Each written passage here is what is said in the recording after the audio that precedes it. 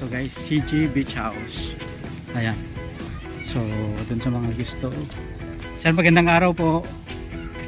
Ayan. Ano pong pangalan nyo, boss? Ako nga yan. Ayan. So, ito pong, ang pangalan po nitong resort na to is? CG Beach po. CG Beach. So, usually sir, dito sa CJ, anong araw yung maraming tao?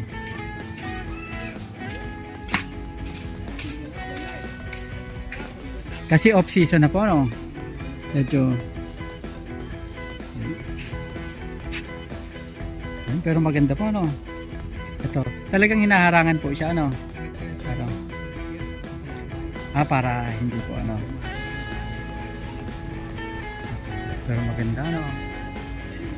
Maganda yung view. Sa kabila po, iba na. Dito po magkakano po yung rentahan ng cottage sa inyo, sir? 500 lang po isang araw. 500 isang araw. Tapos nag-overnight din po. Kung may mag-overnight. Murang-mura, no? Affordable po, ano? 30 pesos. Ayan. At least ayos na po, ano? Ito maganda. Pang pamilya, pang mga magkabarkada po, ano? Ayos na. Sulit na dito. Ayan. Ilang years na po itong ano nyo, sir, business? Naka 2 years na po. Kapag summer po, medyo maraming tao dito, ano? Sa mga rentahan po ng video okay, magkano naman po yung ano, parenta nyo?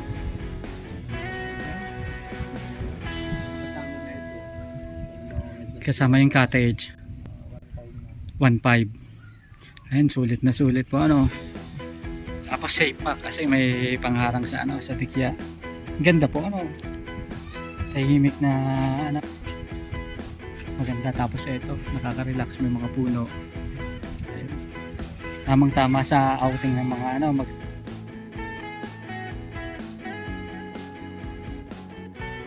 tingnan, sir.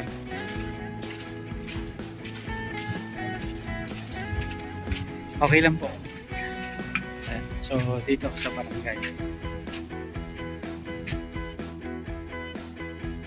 Ayun. So may yung ganito, sir, kalaki na room, magkano po yung price niya? 1K. Yan, sulit na doon sa mga family outing na gusto may sariling kwarto. So ito, 1K overnight na po 'yon.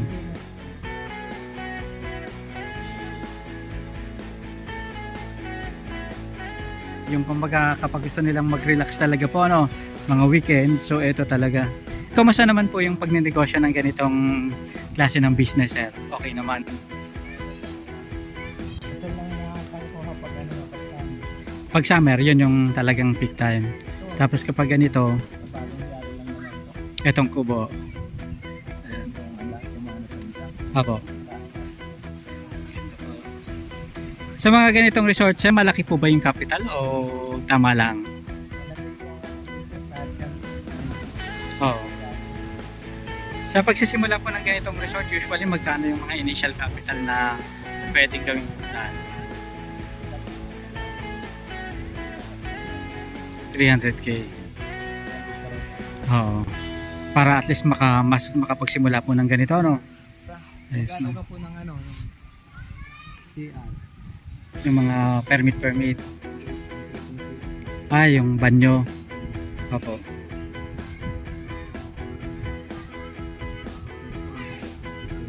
Opo, para may palikuran po, no? Tapos pang banlaw.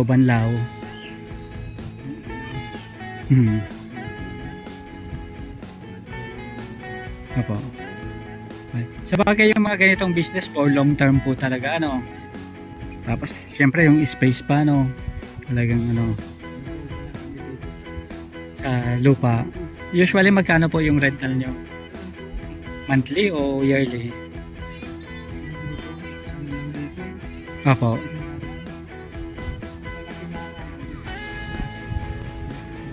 Kumbaga nagdagdag ng dagdag. Ayan. Opo. Kumbaga 10% dun sa ano. Depende sa kung kita na yun po, ano. Ayun. Opo. Okay na. At least kapag ganito na medyo mahina, pwede. Oo, donation. Opo. Pero ang maganda niyan kapag summer, yun talaga po yung kasagsagan ano. Kasi kumbaga pasulpot-sulpot.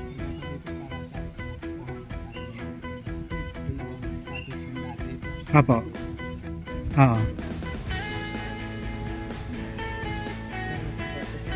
Kumbaga ito na yung ano, yung parang stop house at saka sa may-ari. Ayan. Maganda na rin po, at least nakapagsimula na po kayo ano. Ayan. Ano na lang yung mga bisita na lang na magtuloy-tuloy. Pero dito naman komportable ano. Galing dun sa mismong bayan, papunta dito. Talagang napakalapit lang.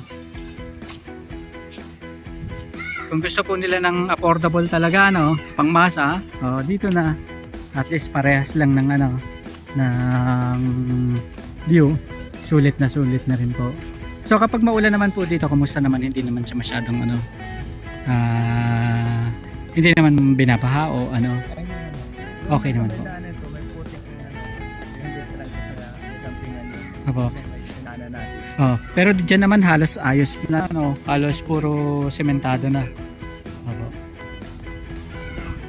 So invite nyo po sila na bumisita dito sa ano nyo, sa resort. Ano pong address nitong resort na? St. David's House po.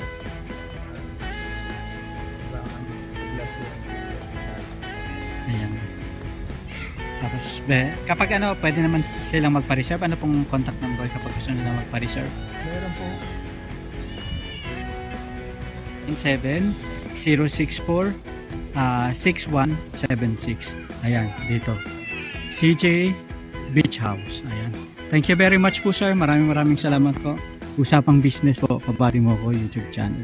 Thank you very much po. Salamat. Ito guys, CJ Beach House. So, may mga cottage na pwedeng at syempre, yung dagat.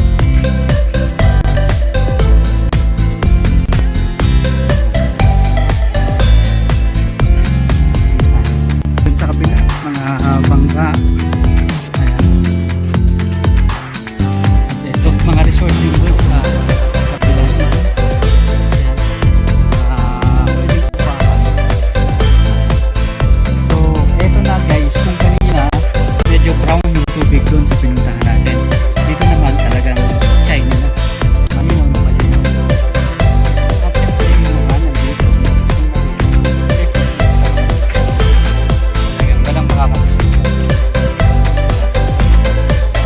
Crystal clear po. At napakaganda rin guys naman. Ito.